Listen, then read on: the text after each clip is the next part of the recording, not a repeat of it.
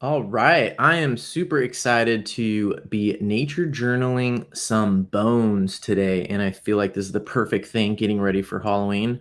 So if you don't have any bones of your own, then that is fine. I'm going to have some of these bones here that you can use as a reference. And I'll try to keep some of them in the same spot so that you can see them and draw them for a little bit. The very first thing I'm going to do is I'm going to take some of this black paper right here. This is the me. I'm not sure the correct pronunciation, but it's me tense, and it's this like pastel paper from Canson. I'll show you what that looks like, but I'm going to glue a little bit of that on here so I have some toned paper basically that I can work with. And it's fine if you don't have toned paper in your journal. You can always just glue a page on. That's something that I do sometimes. So this is what that paper looks like, and I'll post a link to it in the comments and the description. But I'm going to just go ahead and glue some of that in. I also have some books that I'm going to recommend for people who don't necessarily want to have bones in their house. And I'm also going to draw some of these things here and do some other nature journaling techniques. So one thing you can always do, don't forget, is I notice, I wonder, it reminds me of. And if you only had even 3 minutes, you could do an I notice, I wonder, it reminds me of a skull that you found, or a chicken bone left over from your dinner. Because remember, those kinds of bones are definitely count too. On that note, today I actually got to visit some people who were butchering a deer. So here's a little bit of nature journaling I did showing that process. And remember, sometimes nature journaling, things that you wouldn't normally think of, is a great practice because it really builds your skills, but it also just shows you how nature journaling can be applied to so many things. I should have done some recipes maybe after this.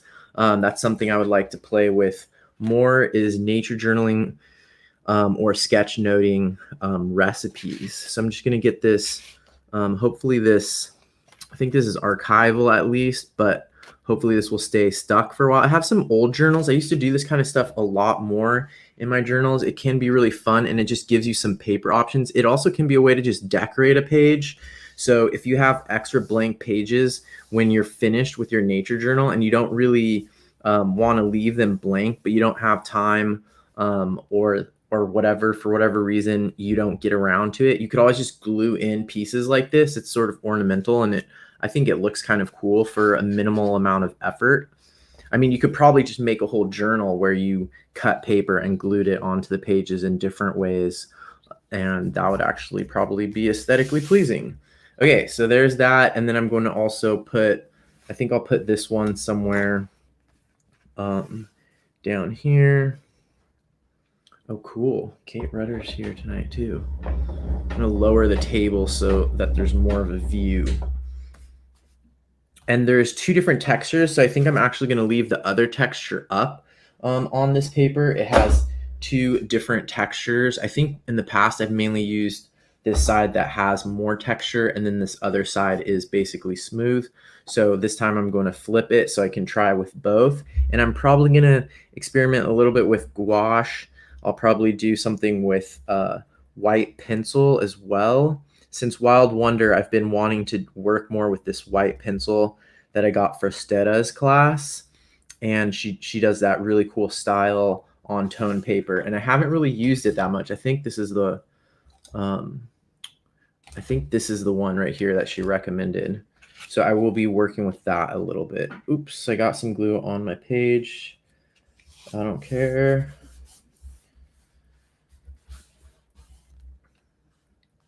A little bit of purple glue on my page. Wonderful. Okay, cool. So what I'm going to do first is just a quick sketch. And I notice, I wonder, it reminds me of, and I'm going to use this pen that Eli actually gave me. Oh, cool. Alexandra's here. Andrew's here. A bunch more people just joined in. Debbie and Nevea and Kate and Eli have been here for a little bit too. Okay, so I'm going to choose one of these. And I'm actually going to kind of leave it in position I'm going to try to leave most of these in position on this black paper, so you have an opportunity to nature journal them if you just need a subject to sketch sort of while I'm talking or work on my own thing. So I know it's a little bit zoomed out, but maybe just that'll give you an option to kind of draw some small things. And then there's this obviously here. So what I'm going to do, oh, Terry's here. Oh, I have something that Terry gave me that I'm actually going to share in a little bit too. But I'm going to do a little bit of a quick sketch. And I notice I wonder it reminds me of, and I'm going to choose the one that just called my attention first. But this is complex, but I'm not going to let myself get into that. So I'm just going to sort of quickly imagine it as a basic sort of geometric shape like that. And then I'm just going to sort of draw what I see really simply and maybe just kind of not even pick my pin up. I'm going to do it like as if it were a blind contour drawing, actually. See if that is a bad idea.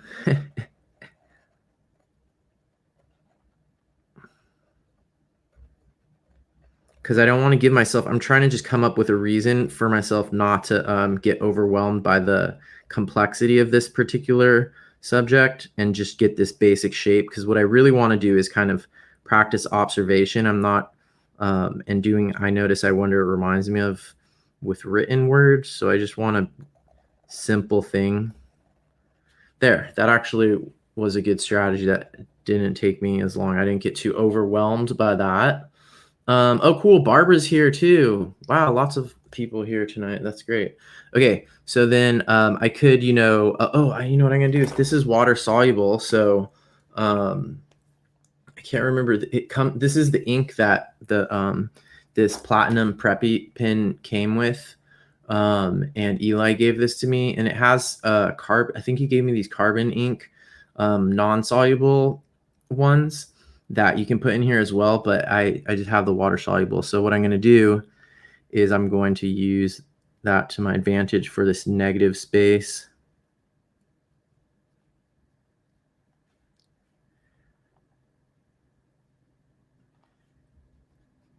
I zoomed out so much. Now I may be too zoomed out. That's an interesting thing. I want to combine, I'm going to experiment with blind contour drawing and water soluble ink a little bit more, because I think that could be a powerful combination. So let me just hold that up. I'm trying to give you the big view so you can be, if you want to be nature journaling your own bones, you could be doing that. There's also some things out here that are not bones, by the way. Maybe you can guess what is not bones. And I recommend keeping your chocolate like kind of far away from your bones. It depends on how clean they are. Last week, I think I almost drank my, was that last week? I almost drank my, the water that I was using for my ink wash. Okay, now I'm gonna do, I noticed, I wonder, it reminds me of.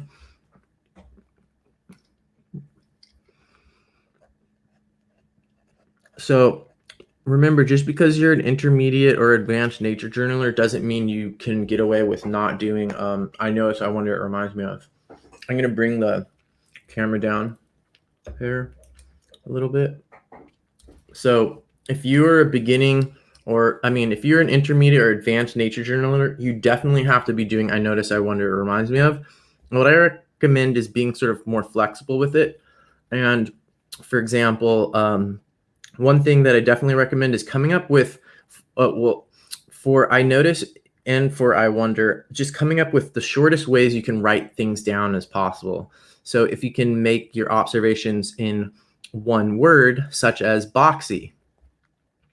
So I noticed that this bone, these are actually multiple bones in here.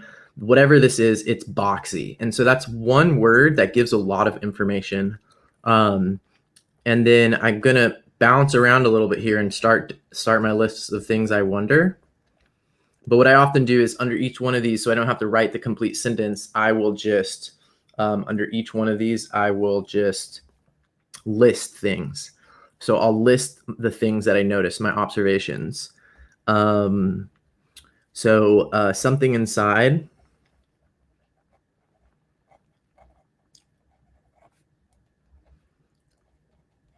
And you could be listing things you notice as well, and you might be going at a faster pace. If I were by myself nature journaling, I would be going at a faster pace than I am due to the explaining. I just noticed something that I got wrong in the drawing there, or more details.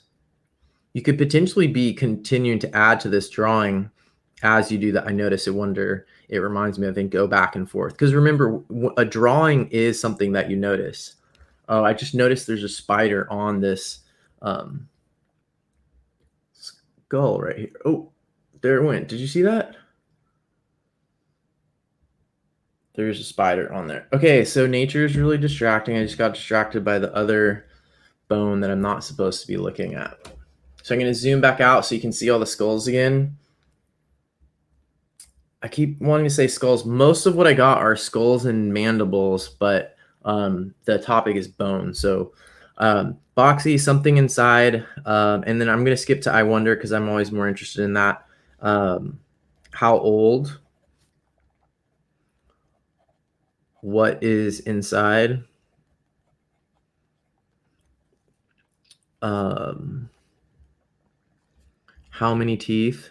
Because I'm not totally sure about counting them.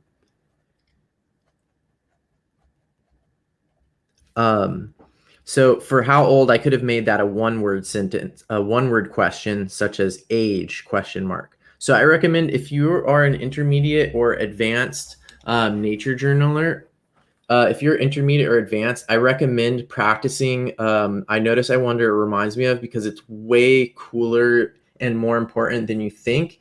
And if you look at this right now, I just did this in, it's been like 5 minutes or something. So this would count as nature journaling, in my opinion. And one trick that I recommend is practicing coming up with these one-word questions for I wonder. And even if you're not doing it in this way where you list I notice, I wonder, it reminds me of, if you're just adding it in next to your drawing, like if I'm just adding it in here, I would want to, it would be great if I just have one-word questions such as age. And then I could point to the deer meat. Or I could say, I could also say sex, question mark. And another one would be how would obviously not be. I could put how dead. That's not super clear either, but just figuring out what are those questions you can ask in the least amount of words. So now I could ask, that just gave me an idea. I'm going to ask sex. Which sex is it? What sex is it? And let's see. How long dead?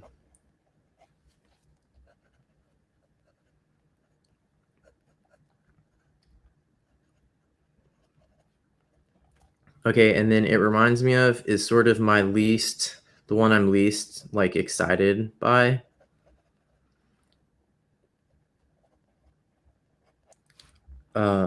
Sometimes I actually just skip it because I think the observations and the questions are the most important. It reminds me of a gopher skull.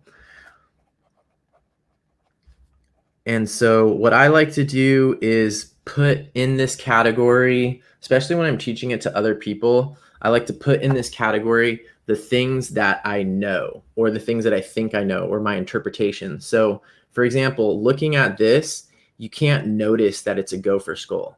And a lot of people will say that, like when you're teaching class and you're like, okay, let's look at this thing and say what we notice about it. And someone will say, I notice it's a gopher skull, or they'll say something about it's incisors or it's canines or something like that. And those are not observations. Those are interpretations or like memorized vocabulary. So if you said, I noticed that it has 2 canines, you would be wrong. There are no canines on here. So really separating out the difference between noticing and making an observation and your interpretation. So my interpretation is it's a gopher skull and it has big incisors. Both of those I would consider to put in the it reminds me of category instead of the I notice category.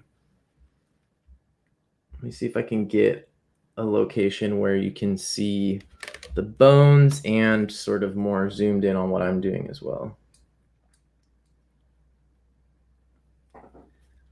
There we go. All right. It reminds me of a gopher skull. It reminds me of a box. This has its benefits, but I've gone into that in other video. Um, and I will just keep going with the drawings and other stuff. Okay, so let's look at a bone now that isn't a, that is not a, oops, I should close the cap on my glue stick. Heaven forbid.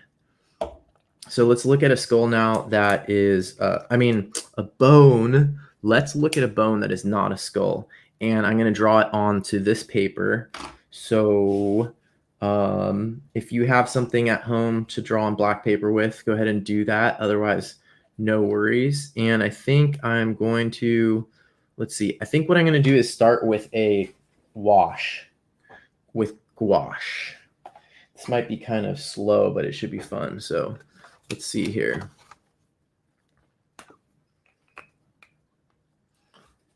I'm going to take this bone and move it slightly. And I'll flip this one over in case anyone is, unless someone tells me in the comments that they're doing that side, but now you'll be able to see this side. Oops. Okay, cool. Now I'm going to try to use gouache, but as you can see, I have a bunch of other colors on top of my gouache. So I'll need to try to wipe some of those away. You can see it has a little bit of a warm sort of peachy color in it. And now I'm going to make this consistency like cream. It's really easy with gouache to think on dark paper, to think you're making a stronger mark than you really are. And then once it dries, you'll see that it's paler than you thought. Okay, so now I'm going to, looking at this, sort of put in sort of the basic shapes that I see. And the cool thing to try to practice with this method, and this might be good for some of us to practice, is drawing things without an outline, without automatically drawing the outline first. And a lot of us who practice drawing all the time on light paper with dark drawing tools, we're often really dependent on building up shapes by drawing the outlines. And that might just be something about like the human brain too, I'm not sure. So this looks like it's too white, too pale for what I want, but I actually think it's going to dry out quite a bit more transparent and less white. So I'm not too worried about it. So one thing that would be good to do would be to, oh, good thing I didn't bring out the bird legs tonight.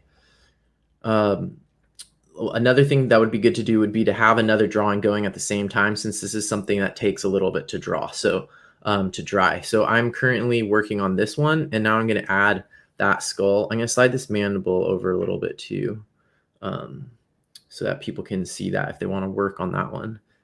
This was a coyote skull, but all of the teeth fell out. I did a bad job cleaning that one. There's one tooth. Okay. So now I'm going to do a quick sketch of this gopher with the big incisors. And I need to keep it small, don't forget.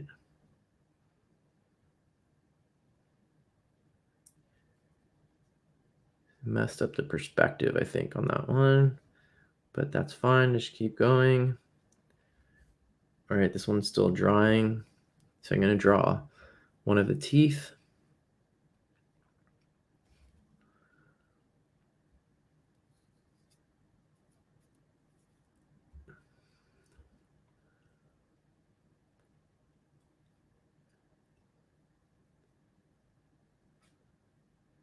So I'm not going to show you my face in this video. I'm just going to be doing this new style of using the document camera. And that's because I have part of my Halloween costume happening already with my hair and my face. So I don't want to give it away yet.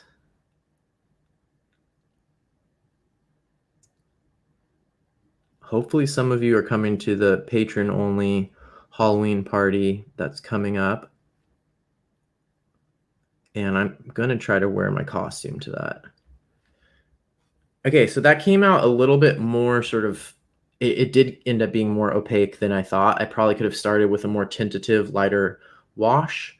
Um, so now I'm looking at this, and I also didn't leave any of the darks of the black behind, except for, the negative space here. There's probably some shadows on this that I could have interpreted that dark and, um, gone around them. I could come back with like a black ink, but you probably don't really want to use anything too similar to the color of the paper, because that starts to look weird. Sort of like when if I used white on this paper to paint in the skull, it would just look kind of weird if it's too close to the paper. All right, so that's kind of dry. It's not always good to put multiple layers of gouache. It doesn't work as well as watercolor that way. But I'm going to go ahead and try anyways to build up some of these areas. My other option would be to use my pencil, but I think I'm going to leave that out right now and see how much I can do with just paint.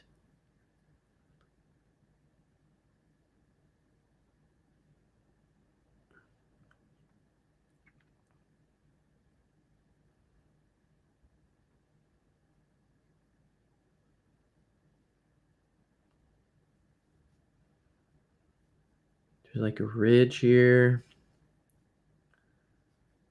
Oh, Jack was saying that Bob Ross's birthday is coming up too. I didn't know that before.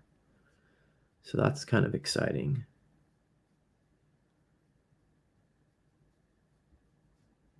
Could you imagine if Bob Ross came on a nature journaling trip?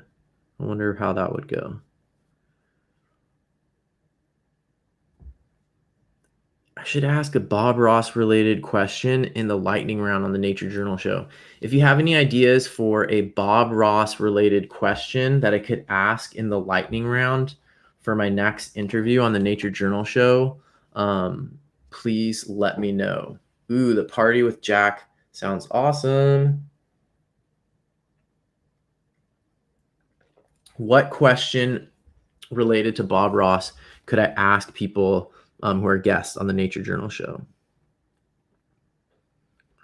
Like not necessarily like a trivia question, but like a imaginative or hypothetical question.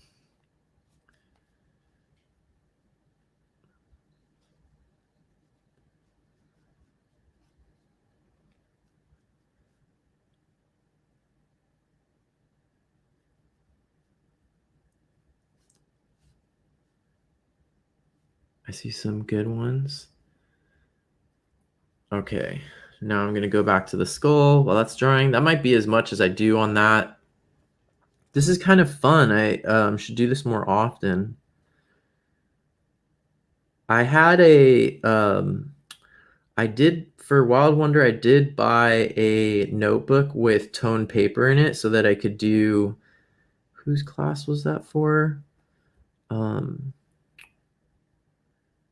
Anyways, I did get that toned paper, but right now it's getting sent around to patrons as like a traveling journal. I think it was in Canada recently, and I think it's getting mailed to a new person right now. But that's really fun. That is available to my patrons on Patreon. And it's a traveling journal. If you haven't heard of one, is basically one person does a couple pages and then they mail it to the next person. And when they finish a couple pages or a certain amount of time elapses, then they make a post about it so that other people know that it's available. So I'm actually going to clean some gouache off of here and do a little bit more at my earlier. See, now it has too much water in it. I'm trying to do a wash, a paler wash. Usually you should work um, from light washes to heavier and heavier washes with gouache the same way you would with watercolor. But I'm actually going back and correcting something. So I wanted to tone it down a little bit more.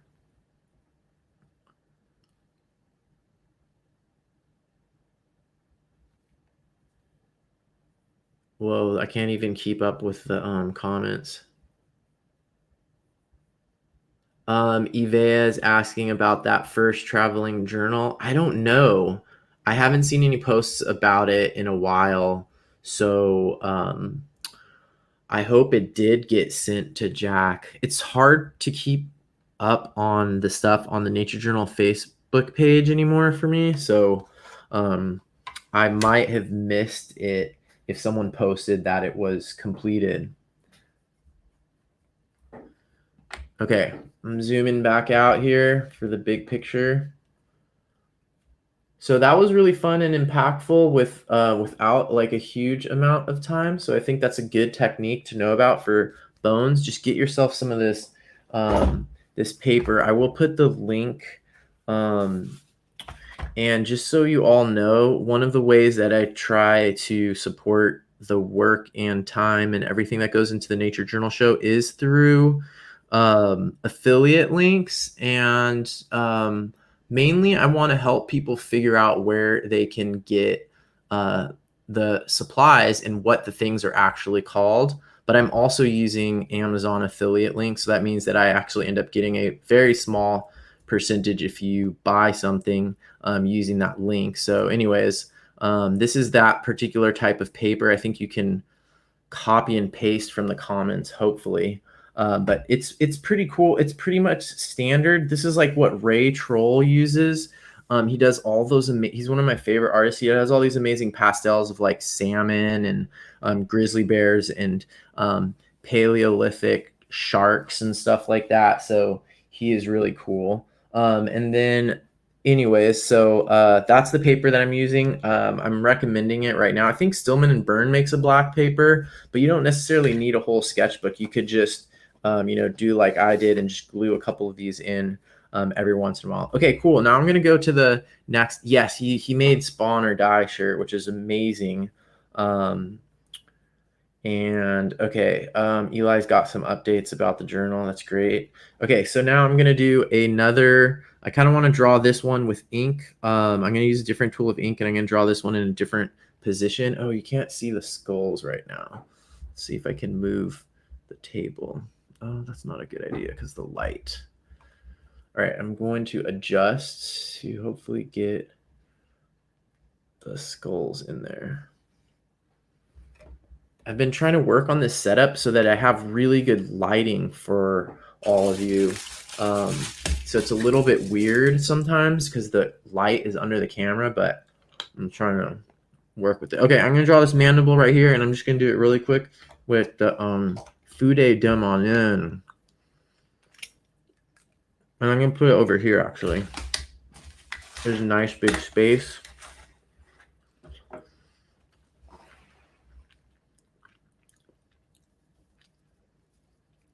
So I think I've done this one on a bunch of shows. You've probably seen it.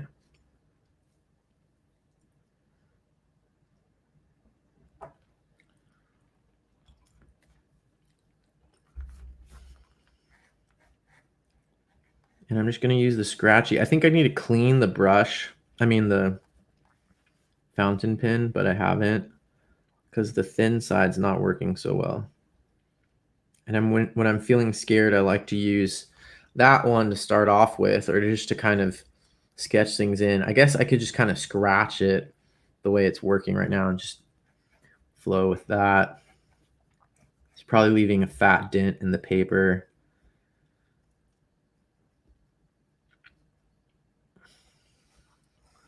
The teeth are missing from the end, it looks like. Sometimes when you're doing your sort of initial sketch, you could just be verbalizing basically your I notice, I wonder, it reminds me of. Oh yeah, I would love to get Ray Troll on. I don't know. Ray Troll is kind of out of my league, I feel like. Oh, I like Lynn's answer to that's a really cool question, Ivea. I like that.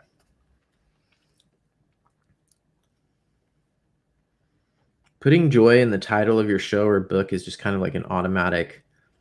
It's like adding chocolate to something.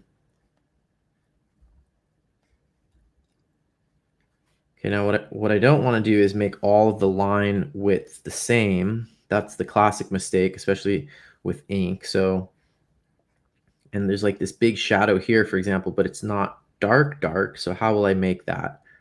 I have a couple options. If this were water soluble ink, I could do what I did over here, but I don't have water soluble ink. I don't want to make it completely black because you can see it's not really, I mean, maybe it's almost there. So maybe what I can do is like thicken this end up down here, like just a little bit. You can get a pretty good line variation with this Fude de Manin.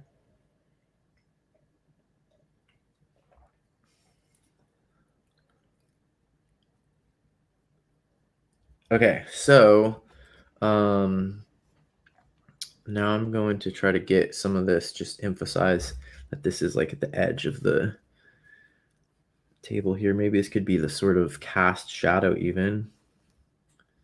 And that's probably as much of that thick line. There is a little hole here.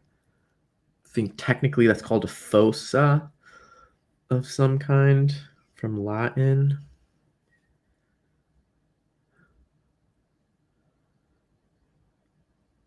Okay, now I want to get these teeth kind of right. So I'm going to start with the thin one. And interestingly enough, or sort of counterintuitive, I would think, is the bump comes up where in the middle of the tooth. So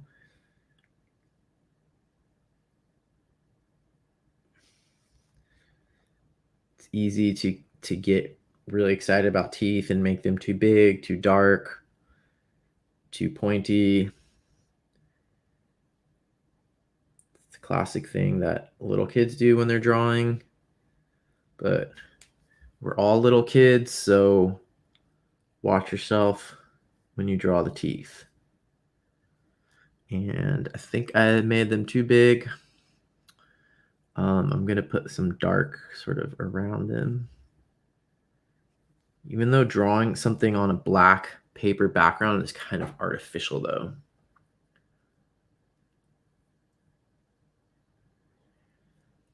Okay, I need to try to remember this recommendation.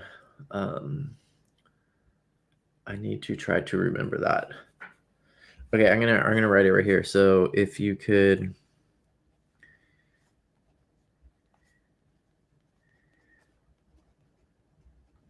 name your show Joy of X. What?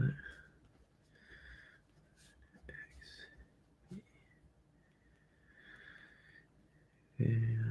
Okay, cool. Great idea. Okay, onwards with this. So I want to try to, maybe I'm going to, one thing I'm practicing and trying to get better at is like hatching.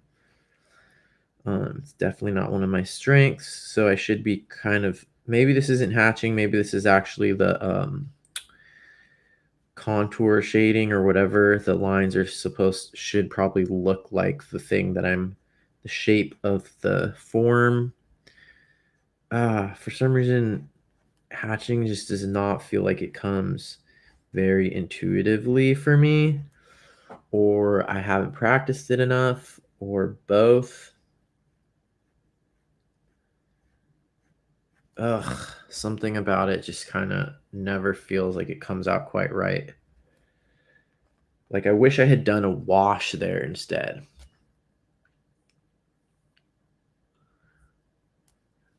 Okay, so now I think I'm just gonna leave it like that, and I'll put in some like questions. Remember, nature journaling has 3 languages. I should do some measurements too. There we go, easy. 3 teeth. All right, I've got numbers on my page. Can we move on now? No, just kidding.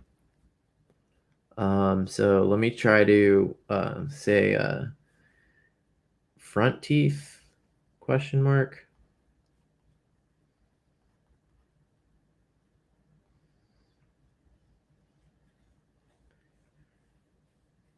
So in this case, I am combining my drawing with basically, I wonder, it reminds me of over here. that's usually how most people will probably end up incorporating this. Intermediate and advanced nature journalers will probably incorporate these into their journaling more like that. I ran out of ginger tea already. Okay, so then let's see. Let me do a measurement.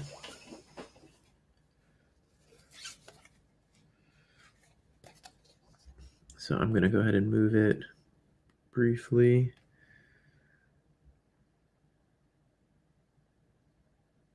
So it's like 8.2 centimeters long.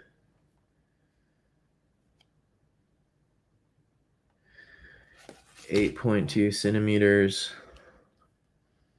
And there's got to be a better way for me to show this. If I do another bracket, it'll look kind of annoying, but maybe if I do it really light, it will look okay.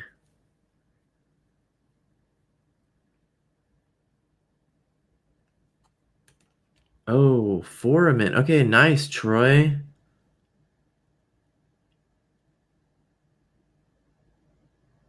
I get a lot of my bones from roadkill animals, and this was and then also like from I've gotten a couple like meat CSAs. So this was actually from someone who raised their own pigs. This is this was like a cut. It was so like the head was you can prepare food from a pig head. So it was frozen, and then I think it never ended up getting cooked, and I put it in my worm bin to clean it off.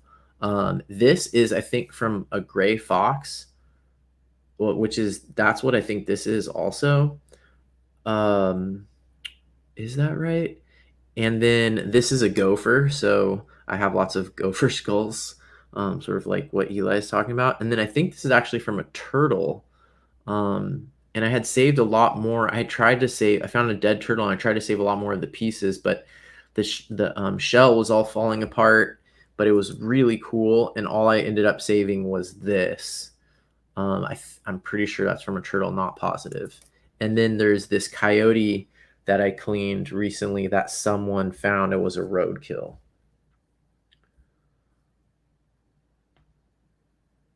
Oh no, that's so funny. That is really funny, Eli.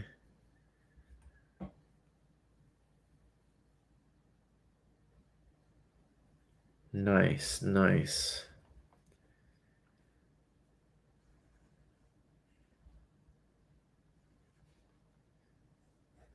What did I say? 7.2 centimeters. So I know it's really basic, but that would count for nature journaling right there. Maybe on this one I'll actually use watercolor and test out how waterproof this really is. The ink in my Fude Demonin is carbon ink, carbon platinum, and I'm gonna start making an art project out of these like scrap pages I use. I think add it to the list. Um, so what was I gonna say? So I'm going to make like a really pale wash. What I might do is just check the mud. So check the leftover area. Oh yeah, Eli, that is a good one. I forgot about that one. Yes, do look under like especially eucalyptus trees in California, at least old eucalyptus trees near parks or near like picnic areas, or old sort of like cypress trees near the beach. Look underneath those. And the cool thing is pellets. I don't think there's like even any diseases you can get from owl pellets. And you can take them apart and find all kinds of cool. I've found entire skulls of songbirds before. Great horned owls will eat a lot of things, so you can find really, really cool. Oh, there's probably a ton at the Presidio. Absolutely. Okay, so I'm gonna make a little bit of like a. I know it's not that yellow, but it's definitely off white. So I'm gonna try to make an off white color here and paint this whole bone, unless I wanted to leave some highlights.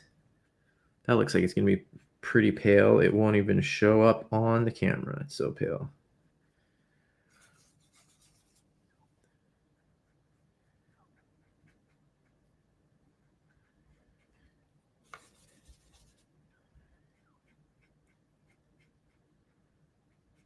Who else has a water brush that makes like weird little laser noises? Mine, it goes like pew pew pew when I think it's sucking air back into there or something. Let's see if I can do it in front of the mic. It's camera shy. It doesn't want to do it in front of the mic. Oh well. Okay, onwards with the painting. Oh, I just did it right now.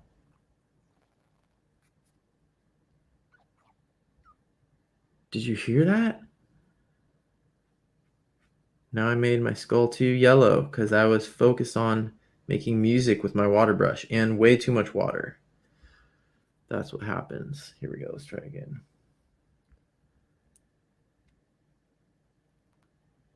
Huh. Can't figure it out. Oh well.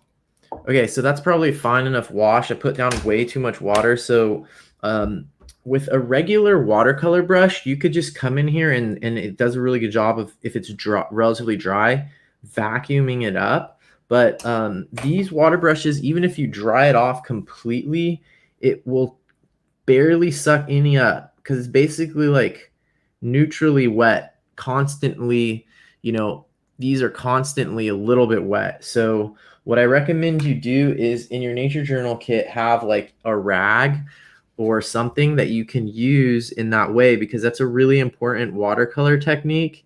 And, not being able to do it just because you're using one of these and not using one of these is sad. So figure out a way that you can do that vacuuming technique, because it's one of the best watercolor techniques there is. It's fun. And then I'm going to go back here, and I think that Troy posted about what the whole, mental foramen. Okay, so I'm going to put a thing going to that.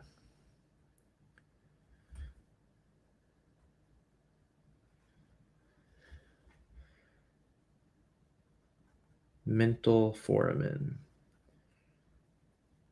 And then I'm going to write according to Troy.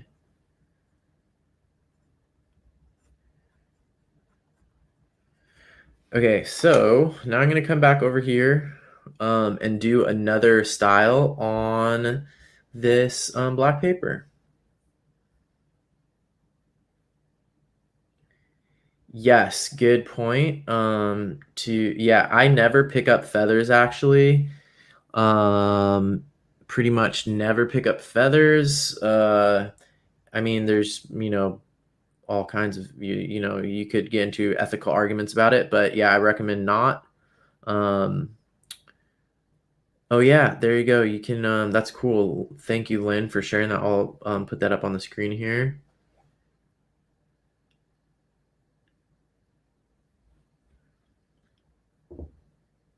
Whoa. Okay. I'm going to do, let's see, what bone should I do next? I think I'm going to try, here we go. I'm going to try a hard one, but I'll do it quickly.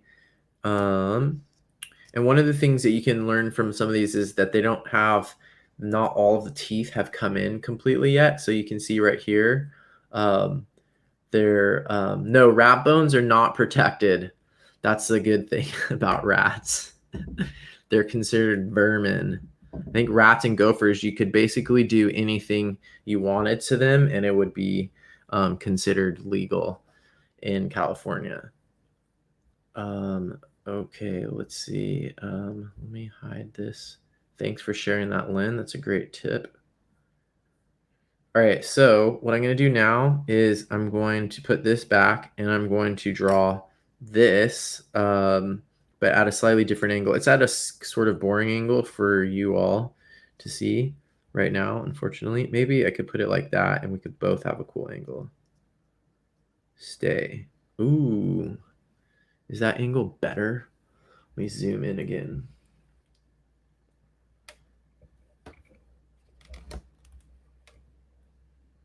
Okay, so now what I'm going to try to do is draw this. It's a little bit weird for your angle, perhaps. You're going to see both lines of teeth.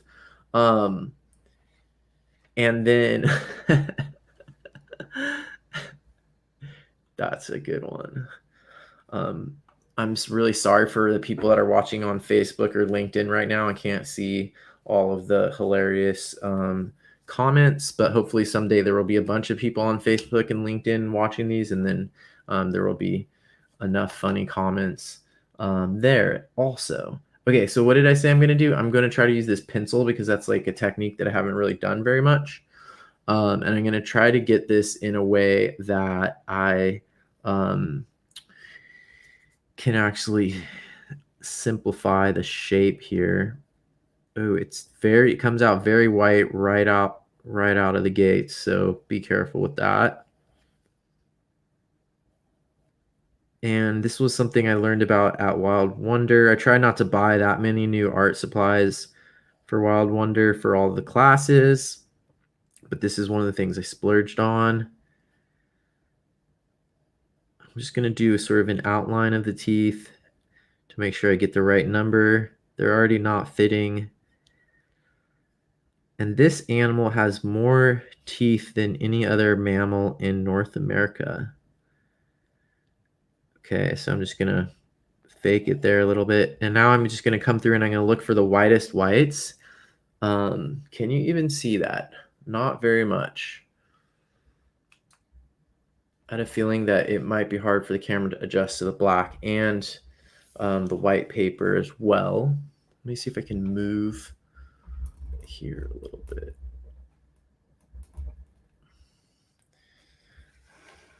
Okay, maybe if I eat more chocolate, then the camera will zoom in. Ooh, nice job, Lynn.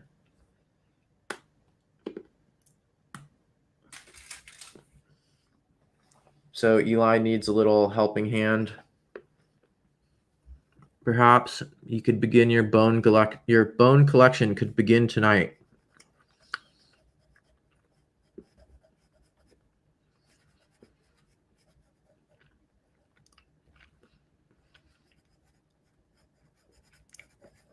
So this definitely doesn't feel as easy to me as the gouache. Feels slower. Maybe I should have done gouache underneath and just use this as a highlight. Or just use this for the teeth or something.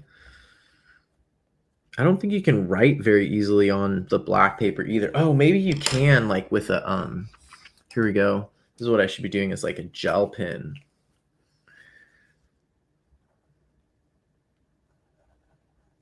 Cool, purple on black.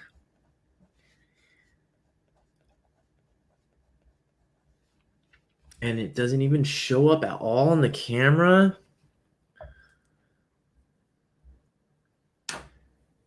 Wait, who needs a snake? I need a snake. Ooh, look how good that purple looks on the black. I love that. Purple jelly roll pin. Oh, I must admit I did buy these for Wild Wonder also. They're those jelly roll pins. I think Mike Rohde said he used them, but they sure do look good on this black paper. Okay, back to the opossum that you can barely see. I'm going to see if I can blend it in a little bit with my finger. So one thing about like graphite or anything similar to graphite or charcoal is you can build it up and push it back down and then keep adjusting your values and get your values really accurate. And that's probably the most powerful thing about those drawing tools, but that takes a lot of time. So this is not like really compared to like that or watercolor.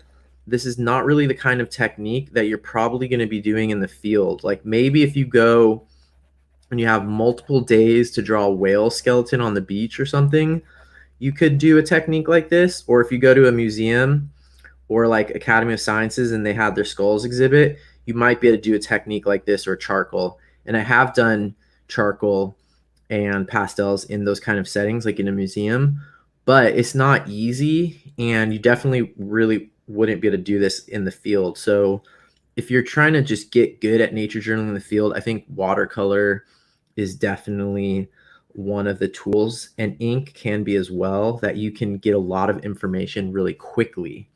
And if that's important to you, then lean towards those tools. But if you really want to develop like subtle values and keep observing something over and over again and adjusting the values, then charcoal, oils can be as well, but watercolor is not the best.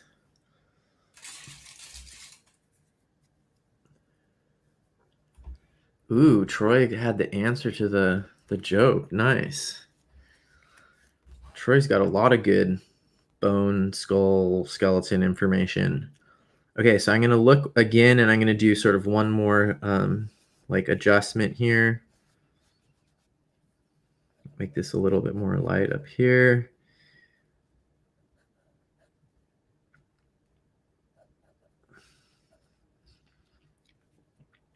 And maybe I could zoom in on one of these teeth. So I'm going to use my jelly rolls again. And I'm going to zoom in on a tooth and then use the, and this will fill up more of my page. Remember, just trying to fill the page. Let's see if I can get this like in a better light so that you can actually see this with the jelly roll. Can you even see the jelly roll now? This white page right here is throwing off the color. So I'm going to cover this. And there you go, a little bit there. So the white paper is really throwing that off. So maybe I'll just, here we go. Cool. Okay, so where am I?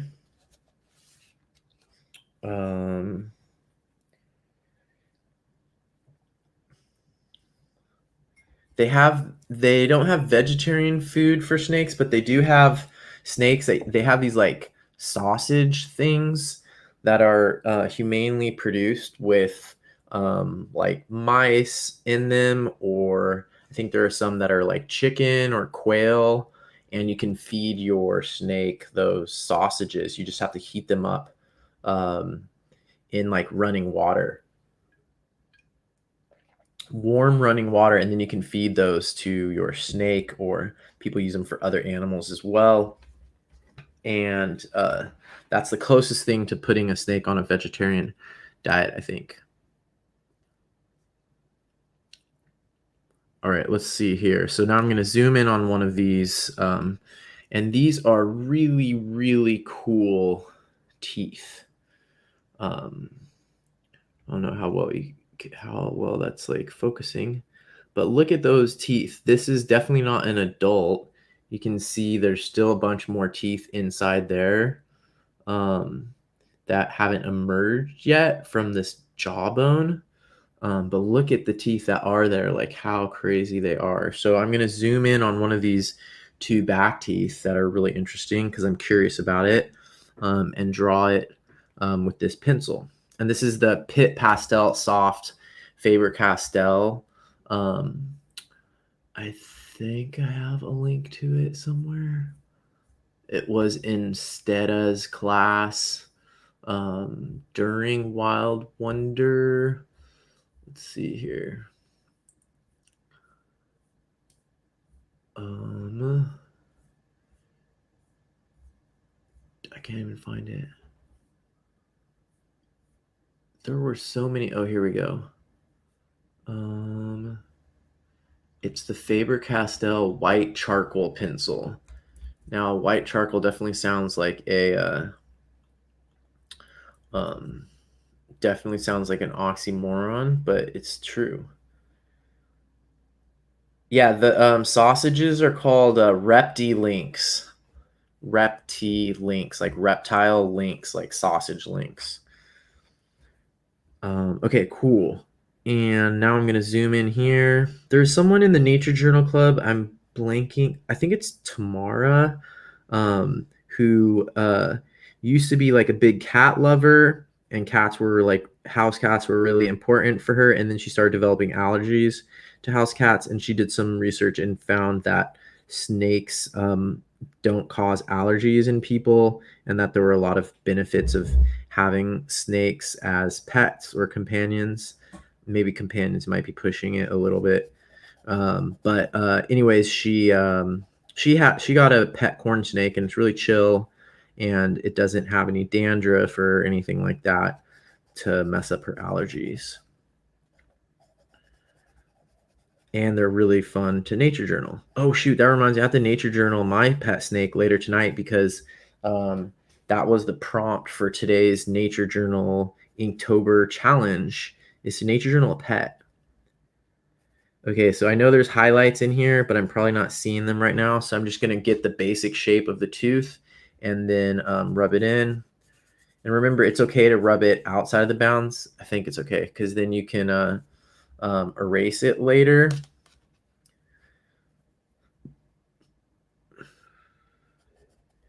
And I'm going to come in and get those more highlighted parts.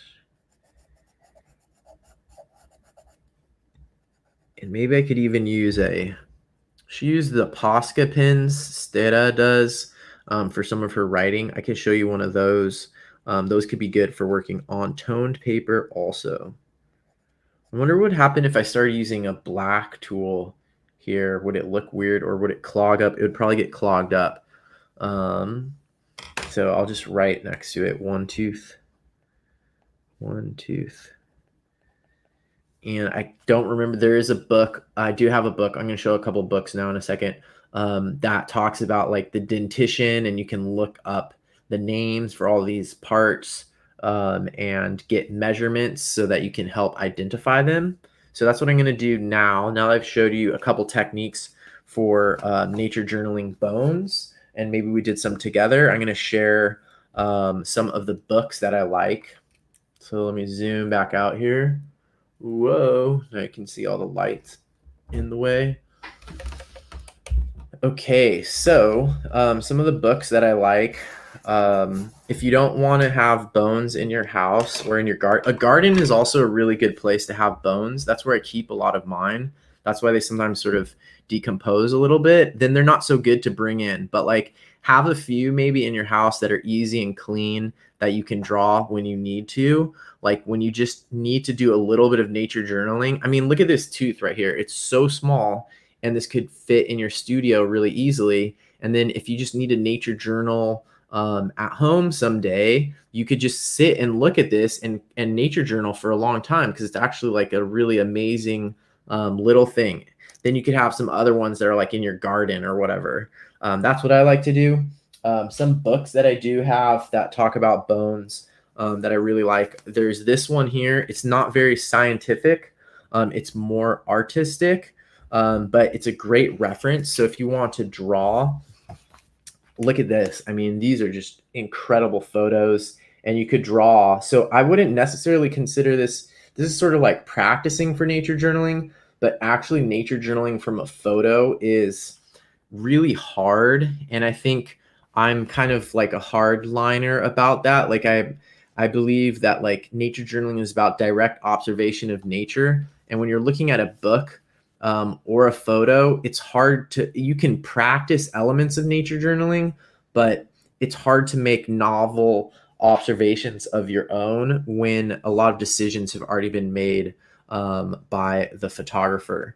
But this book is really incredible. I have drawn quite a few of these. I spent weeks drawing some of these and using gouache and colored pencil on black paper. But it's a really good book. I'll post the link to it right now.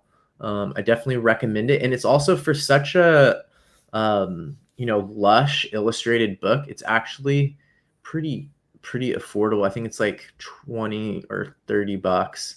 So let me copy and paste this into the comments. It sounds like Lynn has this book already. Oh, Eve, I can definitely give you some bones. I can definitely give you some bones if you want. Okay, and then another book that is amazing is this book called, I don't like dust covers, so I take the dust covers off my book, but this Animal Anatomy for Artists It's really easy to remember the author's name, Goldfinger. This book is incredible. It's comparative anatomy. So look at how it talks about, I mean, it talks about muscles too, but look at how it compares the muscle on 3 different animals. I mean, 4 different animals there. Super interesting. It's comparing this region of the left front limb on 5 different animals. It goes a lot into bones. It has animal by animal. Here are bones again. This book is amazing. I feel like everybody should have it. For some reason, oh, and look, it even has silhouettes back here. I practiced drawing this before going to Tanzania the first time. You can see I like drew in the book, and also like wrote notes in the book. But this book is an amazing Animal Anatomy for Artists by Goldfinger. For some reason, this book is more expensive, even though it seems smaller than that Skulls book. I don't know. It might be higher quality in some way. I think it's more technical, but it's an amazing book. And I recommend it for sure if you don't want to have bones in your house. So that one's really good. And then I'm going to grab my one other skull book that is really good also.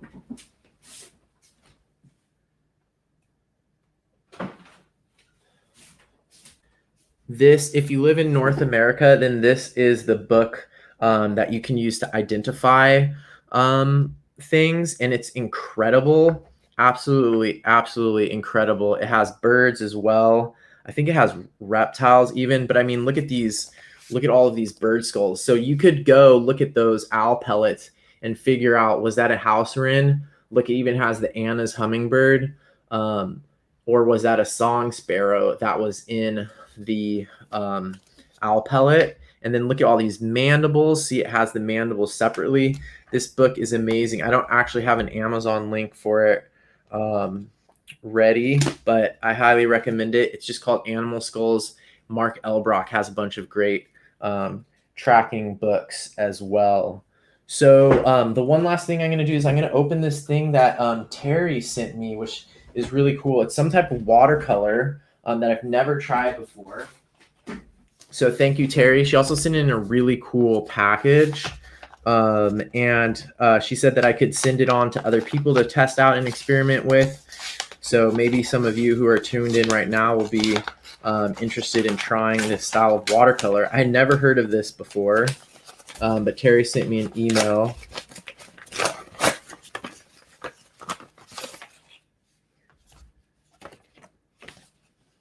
Thank you, Terry. I don't know if you're still watching now. So apparently, this type of watercolor, you can actually just lift it from the paper.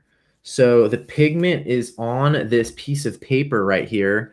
And when you put your wet brush on it, you can lift it straight off of the paper and then put it onto your page. So that's something like I've never heard of anything like that before. So I'm excited to try. Let me see what's inside of here. I'm not really sure if this might be something that she painted using these colors. I can't tell. I'm assuming that that's not. Oh, wow. Look, so here's some more.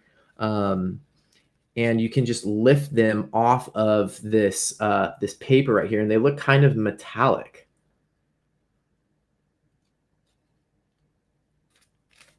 Okay, so I'm going to go ahead and try some of this color right here on this page. I think this is such an interesting idea. I've never heard of this before. Well, let's see what's in here first. Oh, there's a whole bunch more in here. Wow, look at some of those look really trippy. Look at those. That is really cool. And I love how Terry organized this all so well. It is really neat. Oh yeah, here's the company, Peerless Watercolor. That's it. Okay, I've never even heard of this before Terry reached out to me. So what I'm going to do first, I think, is I'm going to try. And so maybe we can mail this around, sort of like we mail around the traveling journal or something like that. So let me test it out a little bit here. Let's see. Get my brick. I need to make sure I get all this gouache off of my brush because that wouldn't be good to mix. right, so I'm going to play around with this lip smacking pink. So it doesn't totally look pink right now. I love that name, but it has this really cool metallicness to it. Whoa, okay, it's pink as soon as I put the brush down onto it. Look at this. Look how it changes. That is so crazy. Let me bring the camera down a little bit.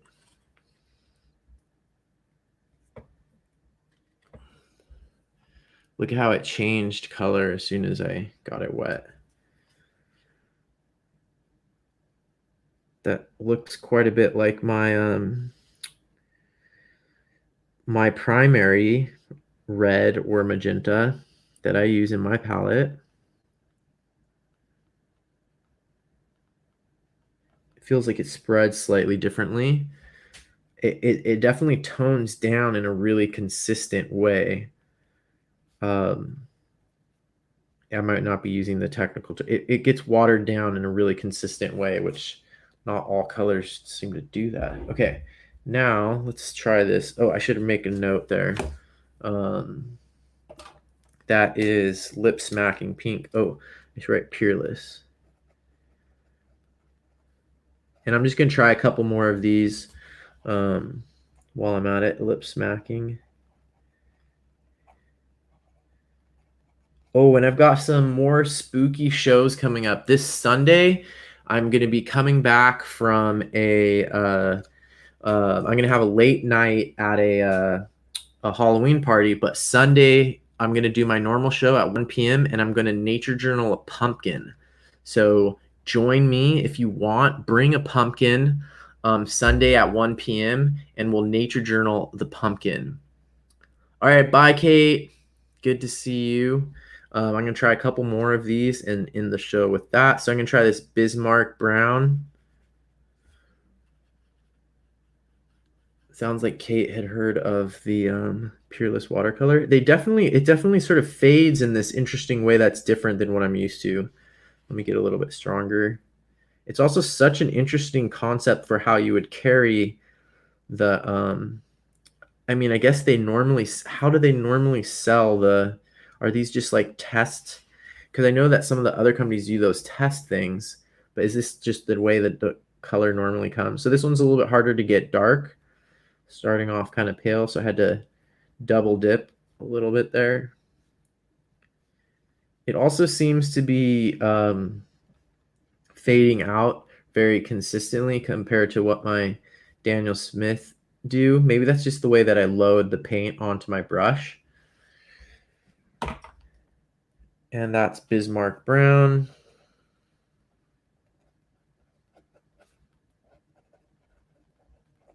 All right, one more. What would be the spookiest color for me to try out?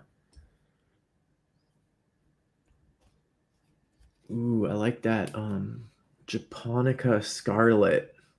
That looks like a good Halloween color. And I'll put that over here. Whoa. It's like magic when I mean, look at the pattern that the colors make on the paper. Even that's just kind of art by itself.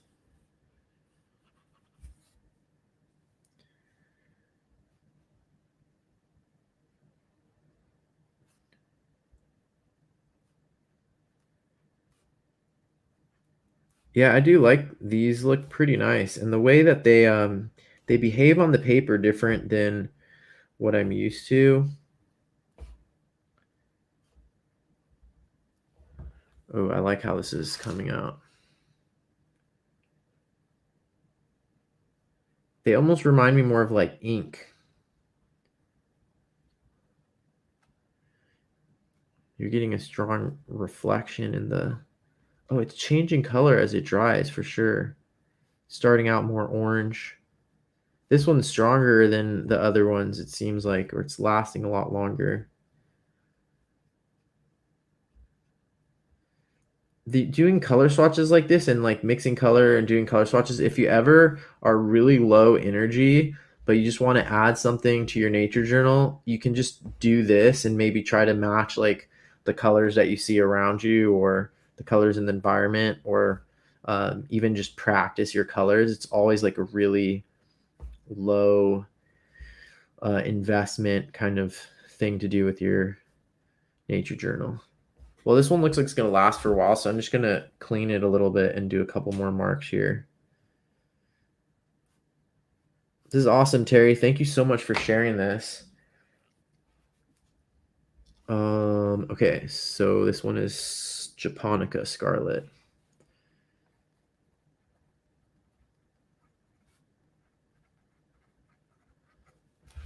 All right, great. So that's a fun, colorful way to add a little bit of color to a mostly not colorful sort of project that we did with bones. Thank you, everyone, for joining in. Thank you, Terry, for sharing these awesome colors. And I think I will post these on the Patreon, and we can do like another traveling Peerless watercolor kit.